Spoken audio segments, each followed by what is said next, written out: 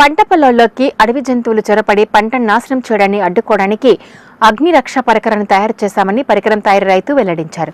శనివారం కర్నూలు నగరంలోని రైతు బజార్లో పలువురు రైతులకు పరికరం ఉపయోగం గురించి ఆయన వివరించారు. ఈ సందర్భంగా మీడియాతో మాట్లాడుతూ పరికరంలో 50 రకాల వివిధ పక్షులు శబ్దాలు ఉంటాయని, పండ్లు, పప్పు, కూరగాయల పంట పొలాల్లోకి జంతువులు రాకుండా వీటి శబ్దాల ద్వారా ఆపవచ్చన్నారు.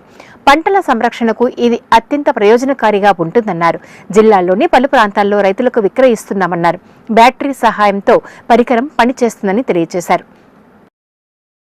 అగ్రి రక్ష అనే యంత్రము పంట పొలాల బారి నుండి రక్షించడానికి చాలా ఉపయోగం ఉంది.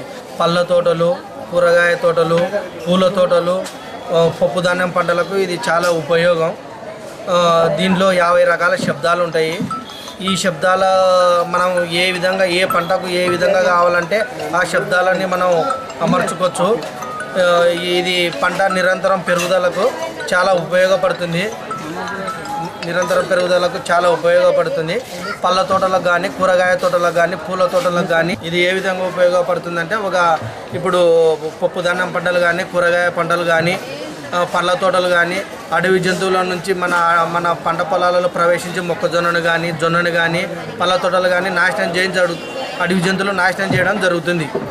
ఈ అడవి జంతువుల బారి నుండి ఈ అడవి జంతువులు ఏ విధంగా పారిపో ఆ శబ్దాలు ఈ అగ్రి రక్ష అనే పరికరంలో అమర్చడం జరిగింది.